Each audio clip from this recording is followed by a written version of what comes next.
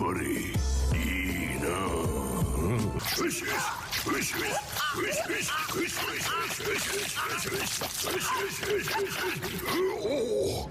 Alrighty, Gooshers, here we go with another Goosher 100 video.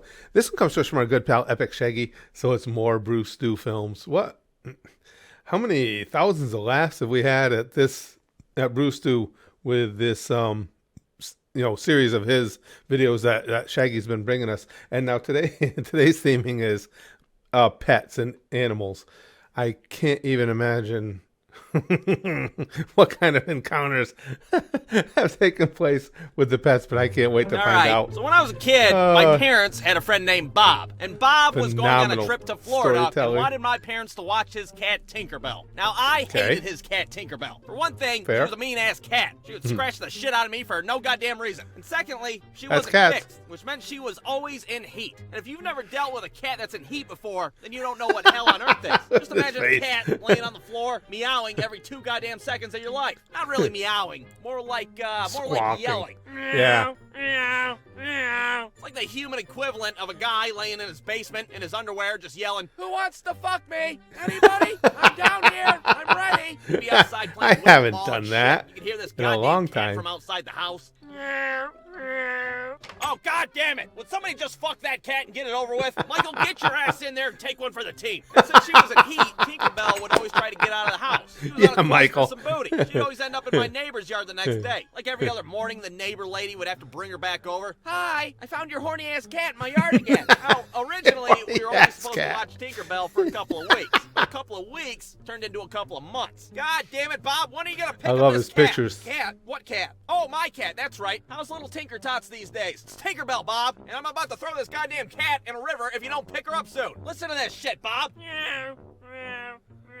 She sounds like a goddamn broken swing set. So we put up with this cat for about 6 months or so, until one particular morning, I'm out front playing football, and the neighbor lady comes up to me. "Hey, your cat got outside again." "Oh, god damn it, Tinkerbell. All right, where is she? I'll go get her." "Well, somebody ran her over with a car. She's dead." "Holy hell, are you serious?" "Yeah, it happened right over there. Squawking. See the blood? Looked like a few cars ran her over, too. She didn't look much like a cat anymore. More like a puddle." God damn it, that's not even our cat. I'd say she's God's cat now. No, I'd say the devil's cat. Only dogs go to heaven. Shut the hell up, Michael. Well, what the hell did you do with her, Bob? Michael may have a point. "Oh, well, I scraped her off the road and I put her in the garbage." "You did what?" First of all, what kind of psychopath throws somebody's pet cat in the garbage? Like, you When could it's have let dead, us say anybody. goodbye before you scraped her off with a shovel. Meanwhile, the garbage truck is literally out front of her house, dumping her garbage cans. "Oh, sick. What the hell is that?" "Well, it looks like somebody's family pet." Who would throw a family pet in the garbage? As an Real ex-garbage piece of shit, man, that's who. see him all the time. To tell my dad that we're officially the world's shittiest cat sitters.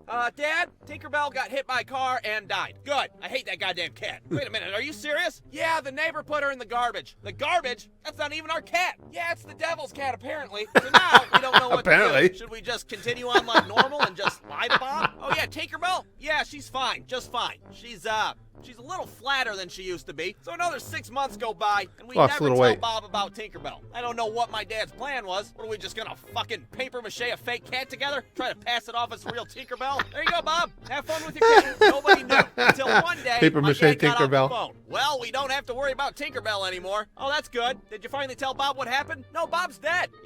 Heart attack. He's dead now." Oh, that worked out. Holy hell. Perfect for everybody like then. We're off the hook. Oh, well.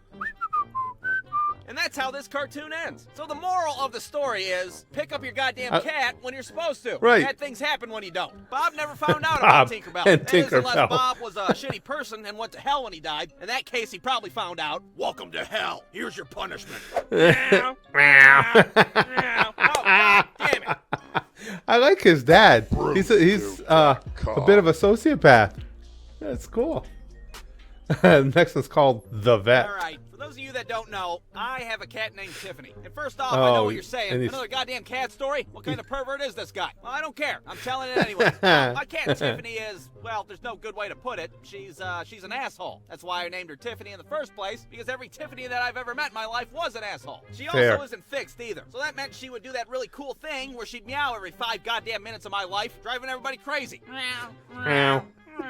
Not to mention she keeps getting outside the house looking for some cat booty. So clearly we have to get her fixed. Because I know if I don't, I'm gonna walk into my house one day, see Tiffany there with a bunch of baby kittens like, hey, how's it going? Oh yeah, by the way, I had some babies all over your fucking living room floor. Hope you don't mind. No, that is not happening. So my fiance calls the vet and schedules an appointment to get her fixed. And we also have a dog named Zeke. And we figure, oh, what the hell? We might as well get him fixed too. Maybe they'll hook us up on a deal. 2-for-1 special. Buy one, get one, coupon, pet neuter special. Who the hell knows? Oh, the timing of that was Bob Barker watching it today. Because they think of sweet dogs like Air Bud or Shadow from Homeward Bound. And that's what I was thinking when I got him too. I was like, oh, hell yeah. I'm about to be playing basketball with this dog in my driveway. Maybe he'll save Tiffany's ass from a waterfall or something. Who knows? But no, we didn't get Air Bud. We got Zeke the dog. That's what we got. And Zeke the dog doesn't play basketball. He eats turds out of the litter box instead. That's what Zeke the dog does. Well, they were just laying there looking delicious. Yeah, what was I supposed to do? So the morning of the appointment Zeke the dog's got a point there. Zeke on his leash, ready to take him to the vet. He's got no idea what's going on. He's got no objections whatsoever. What are they gonna do to my balls? Oh, hell, I don't care. As long as I get to ride in the car, let's go on a car ride. Woo-wee. But Tiffany, on the other hand, she knows something's up right from the get-go. What do you think you're doing with that box, huh? That dumbass dog might be cool with you cutting off his fun parts, but I sure as hell ain't. I go to pick her up. She starts freaking the hell out. She's squirming around. She turns into a blurry brown ball like a goddamn Sonic the Hedgehog character. She's scratching the shit out of me. The only way I could get her into her carrier was to Michael Jordan slam dunk her ass into it. Here's a picture of my arm afterwards. Needless to say, it didn't go too well. So we walk into the vet office. I still got blood dripping down my arm and shit. People are looking at me. Is that a like house cat or a mountain lion? Accident. Yeah, I'm here for you to fix my cat, and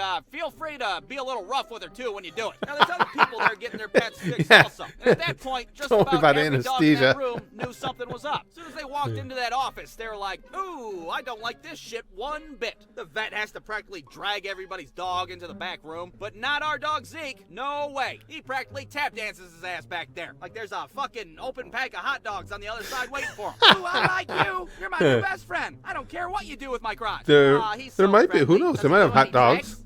Well, he knows his way around a litter box, snip, that's hot for sure. So good 6 hours go by, and I head back to the vet office to pick up my own little shitty version of Milo and Otis. They give us all a quick speech on what to expect with our animals. Well, since we just mutilated your pet's genitals, they may be a little groggy from the anesthesia still. They bring out everybody's dog one by one. They're all half awake. They got big-ass cones around their head, looking like a satellite dish and shit. Something is different, and I don't like it. But all of a sudden, here comes Zeke, prancing out like nothing even happened. Attaboy, Zeke. Backflips and shit, lethargic my ass. What happened? You guys cut off the right part, right? They petted me and they gave me treats, so I let them have their way with me. Meanwhile, Tiffany's glaring at me. I like Zeke the dog. I'm never gonna forgive your ass for this. Yeah, well, you damn near ripped my arm off at the elbow, so I'd say we're about even. So at the end of it, we made Bob Barker proud and got our pets fixed. Also, I didn't lose my arm to an infection, and Zeke couldn't eat any more cat turds for a while because his satellite head was way too goddamn big. Satellite head. The end.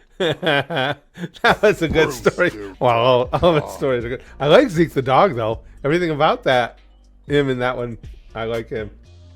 This one's called The Real Pooter. Some of you may know that I have a cat named Tiffany, but a lot of you don't know that we have another cat as well. And the story of how we got this cat begins 2 years ago when my wife and I were having a bonfire in our backyard. We had a few friends over that night. We were drinking a couple of beers, having a good time, or maybe it was several beers, and we were having a great time. Who's to say? When all of a sudden, this little kid comes scampering out of nowhere, and his ass is adorable as hell. He's all black with a little white patch of fur on his chest. Makes it look like he's wearing a tiny little tuxedo and shit. Oh, hell, is that the kitty Tuxedo cat? Hocus Pocus? Look at how cute he is with his little Thackeray Binks looking ass. Now this kitten is cool as hell. He's just hanging out with us all night long. Whose ass do I gotta lick to get another Budweiser over here? When it was time to go inside the house, this little kitten didn't want to leave. He's just looking at me like, hey, are you gonna leave me out here? If you do, I'm sure I'll be dead by the morning. Oh, well, I'm drunk enough to adopt a cat right now, so come on in. Yeah, he caught me just the right time. And here we are with this kitten that doesn't even have a name yet. And we can't give it a name yet because we don't know how to tell if a cat's a boy or a girl. I don't really know what I'm looking for here. Am I looking for a dick? Do cats have dicks? I don't know if cats have dicks or not. We're Googling diagrams on our phone and shit, trying to learn the basic anatomy of a goddamn cat. Female cats don't. Staring at this cat's ass, we're just like, what do you think, a boy? Yeah, fuck it. We'll just say he's a boy. So now that that's established, we decide to name named the cat Pooter. And if you don't like that name, well, you can kiss my ass because Pooter's a great name. And Pooter himself was a great cat. Pooter's all right. He'd hang out with us all the time in the living room. He'd just hang out on the couch, sitting all unnatural like a fucking stepdad watching NASCAR. Everybody loved Pooter the cat. That's pretty cool. Everybody except for Tiffany, that is. Tiffany couldn't stand his ass. But that was just because Tiffany was an asshole. But the thing with Pooter was, anytime you would open the front door, his ass would try to run outside like the house was on fire. Then you'd have to go track his ass down and bring him back inside. And on one particular time, he got outside, and he was gone for like 3 days before I found his ass in the backyard. God damn it, Pooter, get your ass in here. We house you, we feed you, I Pooter's scoop your shit adventuresome. up with a tiny shovel. What more do you want from me? Now, I don't know what happened to Pooter during those couple of days out in the wilderness, but whatever happened traumatized the shit out of him. He didn't seem like the same cat anymore. Instead of hanging out with us like he used to, he just sits in the corner of the room, paranoid as hell, and stares at us like a goddamn pervert. Go into His Deliverance ass would be country? staring at us all the time, no matter what we did, where we were in the house. Hell, he could be taking a shit and he'd still be staring at us. Now, fast forward a couple days later, I'm outside sitting on our front porch, and all of a sudden, I see Pooter's ass strutting down the sidewalk, looking like goddamn Laverne and Shirley and shit. Oh, goddamn it, Pooter, get your wayward ass back in the house. So once again, I bring him back into our warm, safe house where you think a cat would like to live. Well, looks like Pooter got out of the house again. That's not Pooter. What do you mean it's not Pooter? Pooter's right there on the floor. Well, then who the fuck is this cat? This cat that I had looked just like Pooter. The same tuxedo bullshit on his chest and everything. What the hell is going on? Is this a goddamn glitch in the Matrix? So I take the imposter cat back outside because my ass wasn't drunk enough to adopt a third cat. Get out of here, fake Pooter. You're not the real Pooter. Beat it. So I come back inside and sit on the couch, and that's that. That is, until I have a thought that pops up. Oh my God, what if that was the real Pooter? What if the fake Pooter was the one I picked up from the backyard a couple days ago? Maybe that's why he's been acting so weird lately. You know, staring at us like a coke addict and shit. Oh, I think I just fucked up. I don't think we got the real Pooter. What? What do you mean, like he's not a real cat? No, goddammit, I know he's a real cat. What if I found the wrong cat in the backyard and I just booted the real Pooter outside just now? No, don't be ridiculous. Look at him. He's the real Pooter. And why the fuck's he keep staring at us like he's on methamphetamine? Are you the real Pooter? Huh? Blink twice if you're the real Pooter. Yeah, 911. Can you have somebody come out? My husband keeps interrogating our cat because he doesn't think he's real. So now we're in a very interesting predicament. Is this the real Pooter that's on the floor? Or did I boot the real Pooter out the door, never to be seen again? And the answer to that question is, I don't really fucking know. It's been 2 years since then, and neither of us can say for sure. I mean, my wife thinks that there's a 95% chance that we do indeed have the real Pooter, but I'm not buying it. So now every time that he stares at me, I stare right back at his ass. Because I know that he knows that I know that he's not the real goddamn Pooter. That's a pretty fascinating story right there. Sounds to me like they got the wrong Pooter. I'm just saying. And this is Bat in the House 2. Bat with a Vengeance. I'm getting real sick and tired of dealing with wild animals just making their way into my house any way they please. It seems like every couple of months or so, something sneaks its way inside, and now it's my job to chase it back outside with a coat hanger. I'm sick of it. And for those of you that aren't new to the channel, you might remember my cartoon about when we had a bat in the house. Well, guess what happened? That's right, we're talking Bat in the House Part 2, Bat with a Vengeance. Alright, so let's set the scene of this little incident. I'm in my basement, and I'm attempting to work out because, well, I'm trying to maintain my girlish figure. You know, sitting around making stick figure cartoons isn't exactly physically demanding, so I'm doing the best I can. Well, imagine my surprise when I notice that there's a bunch of tiny little turds on the carpet. And that's when I think, well, that's weird. I don't remember starting a tiny little turd collection in the basement. How did these get here? And that's when I think you would have remembered that. A dirty-ass little bat all upside down doing bat shit. Now, my shitting first on your reaction house? was to yell, piss! It's back again! Because my dumb ass just automatically assumed that it was Same the same bat. fucking bat from the last episode. And you know, he's back with a vengeance. So now this is an official ordeal that I have to deal with, and I'm pretty pissed off about it. What the hell do I gotta do at this point? Get a goddamn restraining order against this thing? What the hell? Well, then I think, you know what? To hell with this bat. I'm a grown-ass man. I'm not gonna let some dirty little bat dictate my lifestyle with your bullshit face and your weird leather wings. I'm finishing my goddamn workout. So there I am in my basement lifting weights, all paranoid as hell watching this bat out of the corner of my eye, just waiting for it to fly into my face and give me typhus or whatever the hell bats do. You can say what you want, but bats are fucking terrifying. I don't know what the exact statistics are. There's like a 3% chance that this thing could be Dracula and bat. Bat him with a bat. I don't have time to be dealing with that shit. Are you serious? So I finished my workout like the big man that I am, and now I choose to deal with the bat on my time. And this is where I decide to document the event with my iPhone, like some kind of shitty Steve Irwin, if you will. Now, the good news is that we have a walkout basement, so if I'm Shitty able Steve to, Irwin. I can shoo the damn thing out the sliding glass door, and it can go back to the 7th layer of hell where it came from.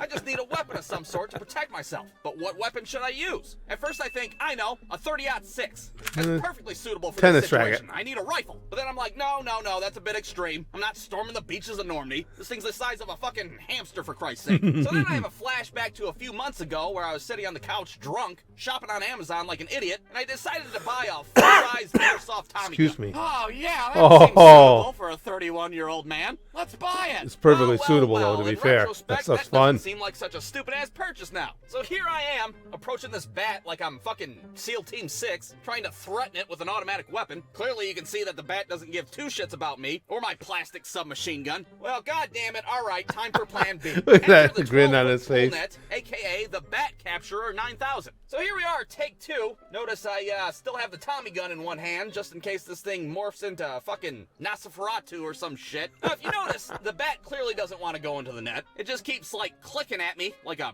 broken garage door opener. It keeps clicking at me. Now, I don't speak bat, but I imagine it's saying something along the lines of, Leave me the "Hey, fuck stop alone." it, you dick! I got squatters' rights! You get a fucking eviction notice!" Well, god damn it, how am I gonna coax this bat into this net? I'm running out of options here. I'm thinking back to all those shitty zoo books I read as a kid, trying to figure out what bats like. I start turning the lights off, thinking that might help. Does that piss you off less? So after like 15 piss you minutes off, and like a Wes. half a dozen different methods, I finally get this goddamn thing into the net. And, well, it's a little nerve-wracking to say the least. Oh god. Oh god. It's a goddamn vampire Oh, God. bat. What can I say? Oh, God. It's scary. So I run out to my backyard and try to catapult this thing back into the abyss. But now I have... bat won't leave the goddamn pool net. So now I'm swinging this 12-foot pool net around my backyard like a lunatic. My next door neighbor's probably watching through the windows like, is this guy trying This to catch is a great butterflies, story. or is he just on methamphetamine? Yeah, probably both, I guess. I was gonna don't say, you know. could do Now, both, I did sure. manage to record this part of the story as well, but I accidentally filmed the whole thing in the slow-mo setting on my iPhone, which means that the footage looks a lot more epic than it should. The thing looks like a fucking ending to a Disney movie, for Christ's My sake. So bad. without further ado, here's the conclusion of this shitty little story. It does have a happy ending. I hope you enjoy it. Okay, I'm so glad you recorded it. Even though that is funny that he recorded it in slow-mo. Because that's so perfect.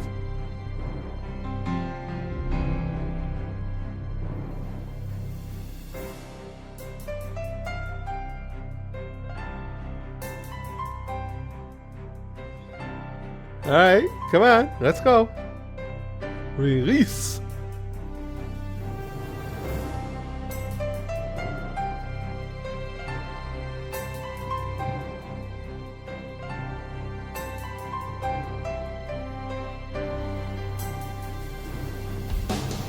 There he goes. Yeah. Victory. Boy.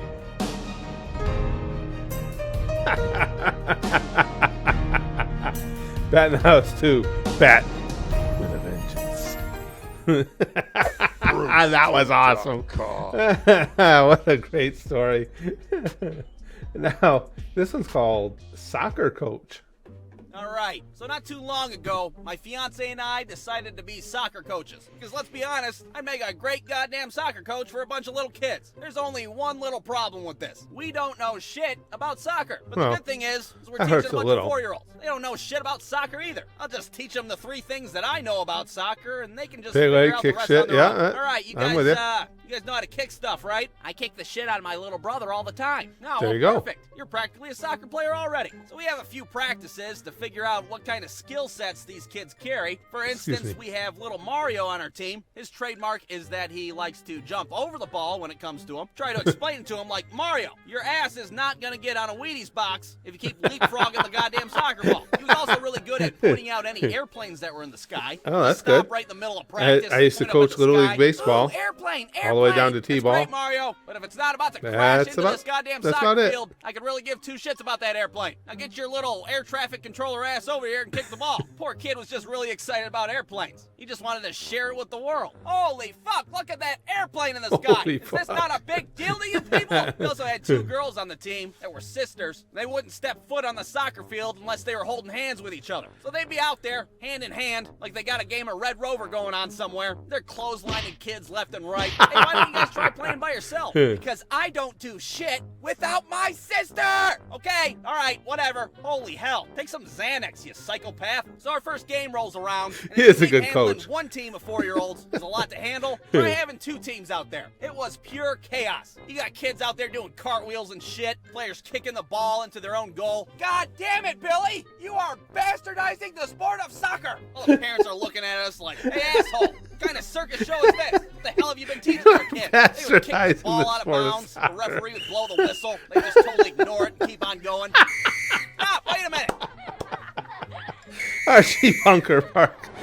Oh, shit. You have all the kids trying to pick the ball up with their hands. The first This couple times one's they do good. it, you try to explain it to them nicely. Oh, sweetheart, you can't pick up the ball with your hands. You don't do that in soccer. But then after repeating yourself 5,000 times, you just get sick of it, and you're like, God damn it, Billy! If you pick that ball up with your hands again, I'm gonna chop them Cut 'em both off. off with a machete. There it is. She's just joking. We don't have a machete, I don't think. Now, there are only so many 4-year-olds playing soccer, so every weekend we would play against the same team. There was one kid on that team that would pretty much score all their goals. But the thing is, he was like a foot taller than everybody else on the field. What the hell? How old is that kid out there? Somebody check his birth certificate. I'm pretty sure we graduated high school together. The kid had like stubble on his face and shit. He's out there smoking a cigarette. All right, let's hurry this shit up. He's We're an gonna pick my advanced kids up from 4-year-old, that's daycare all. in a half hour. So we pretty much watched him beat the hell out of our team for the whole game. It was especially bad in the second half because by the time the third quarter rolls around, nobody wants to play soccer anymore. They want to go home and do whatever kids do these days. I just want to eat fruit roll-ups and watch weird-ass Spider-Man videos on YouTube. You'd have kids laying down That's in the fair. field. Billy's over there digging in his ass crack. God damn it, Billy. Your great-grandma made it out here to watch it today. Her ass has emphysema. She's only got so many days left. You think she wants to spend them watching you fiddle with your asshole all day long? I don't think so. There'd be one kid crying on the field at all times, it seemed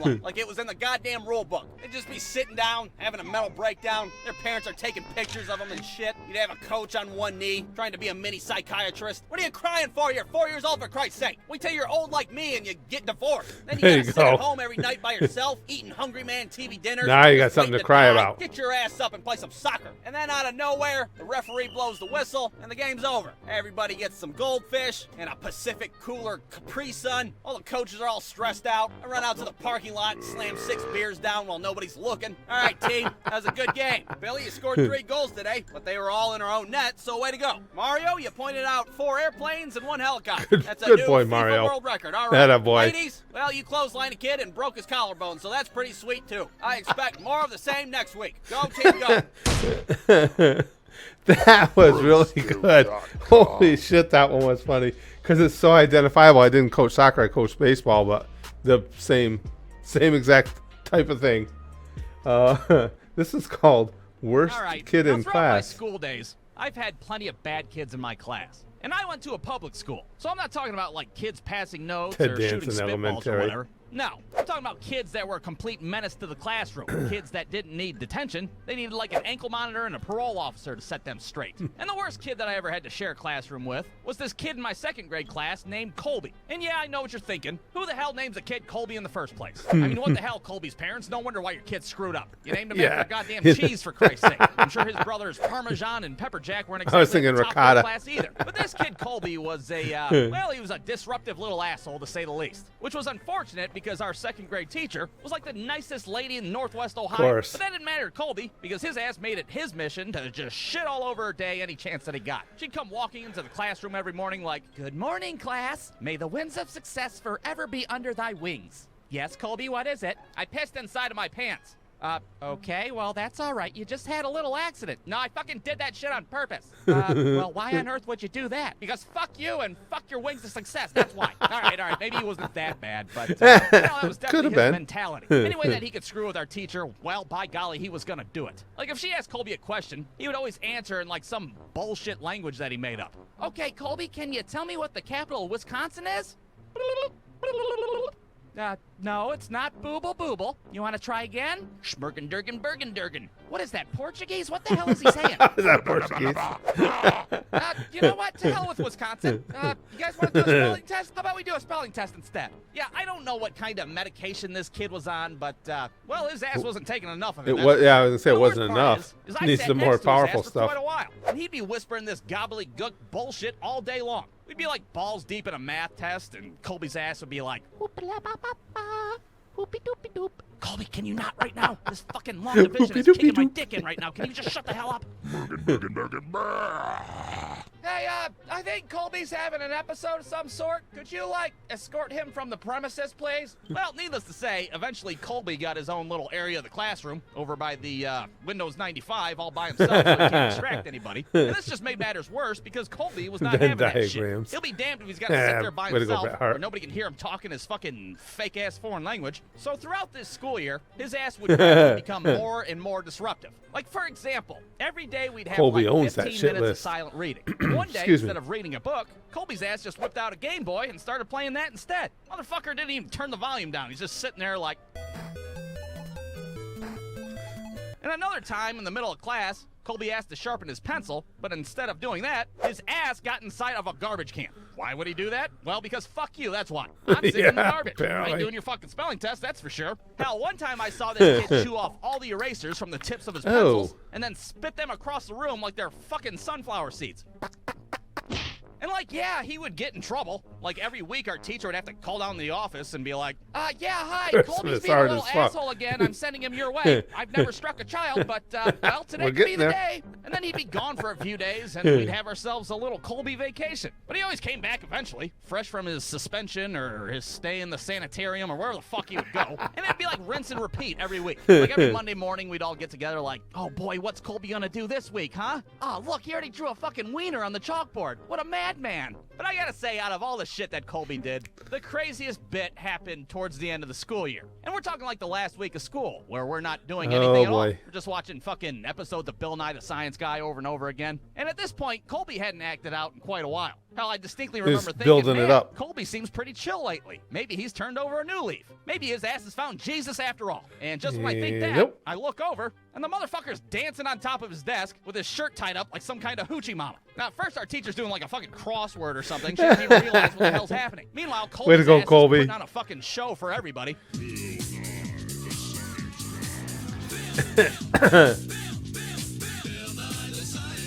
Wow. Actually, our teacher can hear our muffled Colby can rock. And looks up and she's like, Colby, what the hell? Get off your desk. Why the hell are you dressed up like a goddamn prostitute? And that's when Colby hops off his desk and runs into the coat room. Our teacher starts running after him like the fucking building's on fire. Meanwhile, we're all just sitting there like, man, this is some wild shit. Yeah, even for a fucking public school. God damn. So let's go to a diagram of my second grade classroom. Here's where all of us were sitting. Here's the fucking isolation area that Colby's desk was at. Here's Colby, and here's my teacher.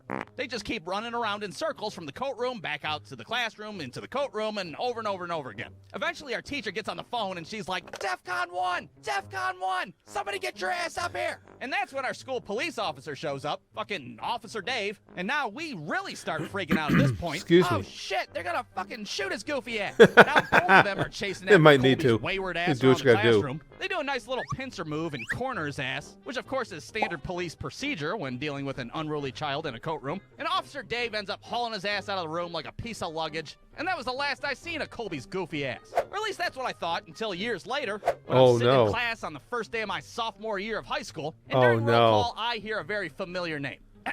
Colby, fake last name? Is Colby fake last name here? Yeah, I'm here. And at first I'm like, holy hell, Colby from second grade's in here? That kid's still alive? What the fuck? What the hell's this kid gonna look like after all these years? Is he gonna have an ankle monitor? Is he gonna have a fucking face tattoo? What the hell? At least. I look back, and to my surprise, Colby is just this normal-ass dude wearing a polo. Well, after class, I just can't help myself. I go up to him and I'm like, dude, You were in my 2nd grade class. What the hell was wrong with you back then? What? 2nd grade? Ah, yeah, that was just a weird time in my life. I don't know, I was just really amped up all the time, and I watched Animaniacs a lot. And I'm like, Animaniacs? Goddamn Dude, I thought you were on Animaniacs. fucking methamphetamine. So I guess the moral of the story is, don't judge a book by its cover. Some of you might have had a Colby in your 2nd grade classroom who, you know, I had some spoke a Colbys fake foreign throughout language school. under his breath from time to time. But guess what? That doesn't mean he's smoking crack under a bridge. They could be just living a simple life, married with 2 kids, little provolone and little mozzarella, and they're just normal as hell after all. The end. Provolone and mozzarella. Yeah, I'm thinking it's the under the bridge thing, but whatever. Yeah, we had plenty of Colbys where I went to school.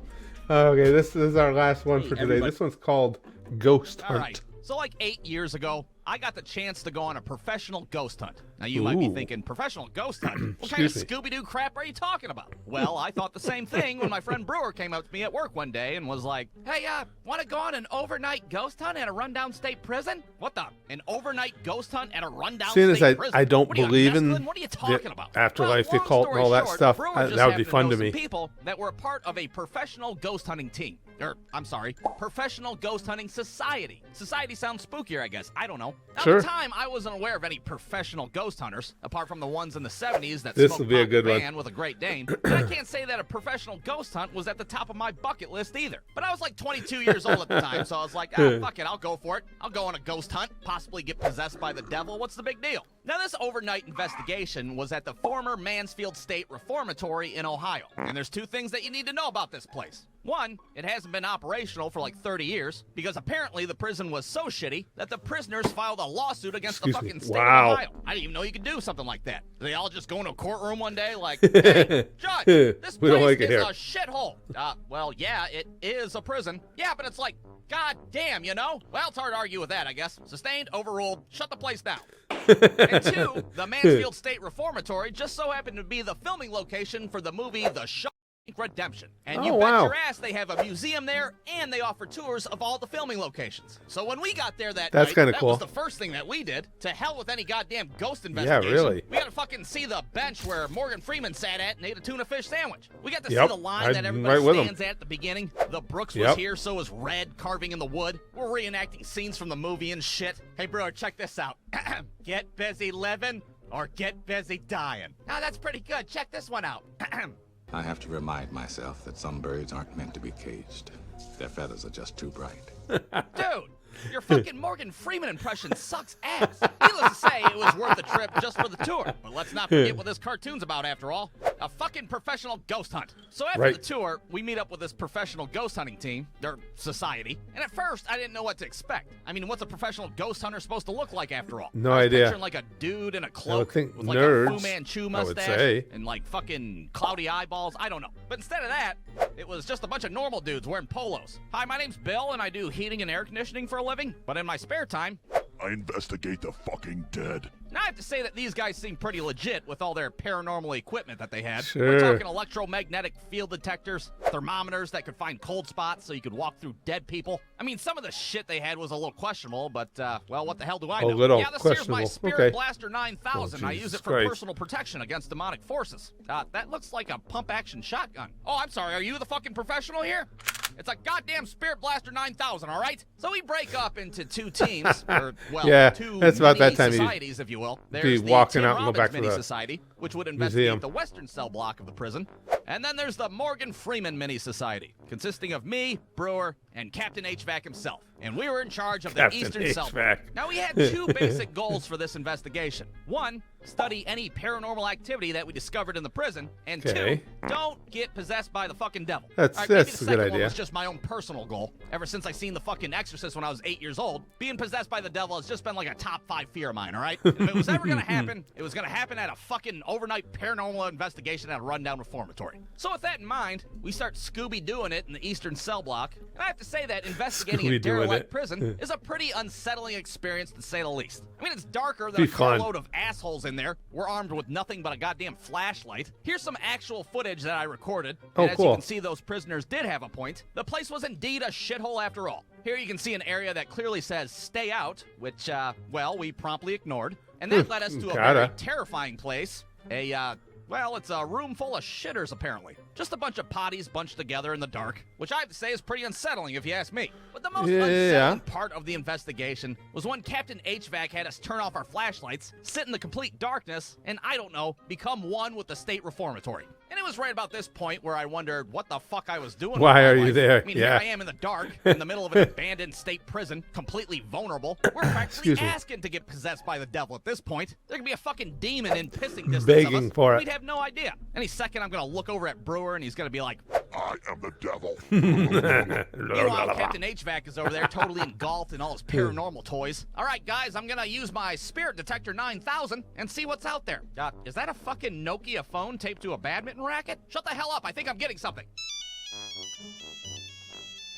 Ah, I fucking knew it. All right, everybody, follow me. So at this point, we enter into a room that I assumed was the prison showers. And my first thought was, we know what happened here. Prison showers. This place surely won't be haunted as hell. Nothing bad ever happens in the prison No. showers, after all. And just No. when I think that, Just we heard fine, a young noise men. from the other side of the room. Getting clean. And by we, I mean 2 out of the 3 of us heard it. Holy smokes, did you guys hear that?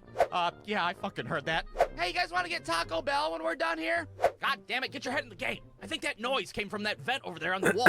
So we go over to the other side of the room where this big-ass vent is, and the fucking Nokia phone just starts going ballistic. Holy hot dogs on a stick. Boys, there might be something demonic in this vent. Are you sure? It just looks like a normal vent to me. Did you listen to the Nokia? There's one Of course thing you that should. I know.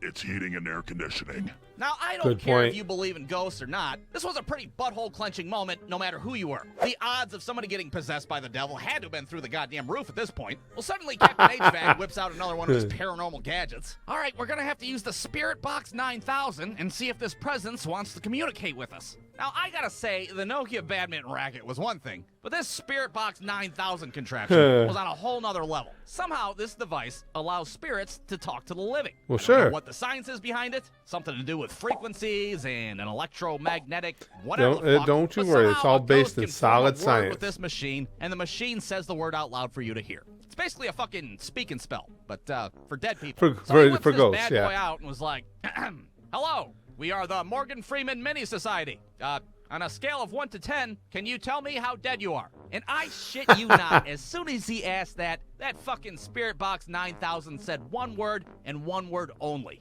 Murder. God, did that thing just say murder? Murder. I don't like this anymore. Murder. That would be awesome. What else would you Blah. Oh my God! design that thing to say if not all murder? Right, that's not what really happened. I kind of wish it did. It would have made a better ending to the story. But instead, what really happened was that me and Brewer sat there for like 45 minutes and watched this guy have a conversation with a fucking vent, and this goddamn Spirit Box 9000 just uttered a bunch of random-ass words that made absolutely no sense. Porcupine. Popsicles. Pumpernickel. Pumpernickel? What the hell? Hang on, is this thing fucking calibrated right? Yeah, I don't know what late-night QVC infomercial this dude bought this thing from. Spirit Blast It was complete 9000 on pile of horseshit. QVC. Yeah. Penguins. Pop-Tart. Panama. What the hell? Why is it only saying P words? This thing is a piece of shit. So I think it's safe to say that we didn't experience any paranormal activity at the Mansfield State Reformatory. No. That might seem disappointing at first, but while on the plus side, nobody got possessed by the devil and did a fucking backwards crab walk down the steps either. So I consider But the that would have been investigation fun a too. success. Come on. And you might be sitting there watching this like, you piece of shit. What an anticlimactic ending. Well, what can I say? Real life's not a goddamn Quentin Tarantino movie, all right? Feel free to take your ass down to your local Walmart and pick up a Ouija board, and you can go talk to the devil yourself and see All if you you get want. a better ending. Good luck with that shit. In the end, we survived the investigation of the Mansfield State Reformatory, and most importantly, we did get fucking Taco Bell on the way home. Oh, so it was a great win. night. The end. Yeah. Oh, listen, if you got Taco Bell, that was entirely a win. Unless you're like me, then it was entirely a win for everybody but your toilet later that night. Oh, lost there. Great compilation again. Great group.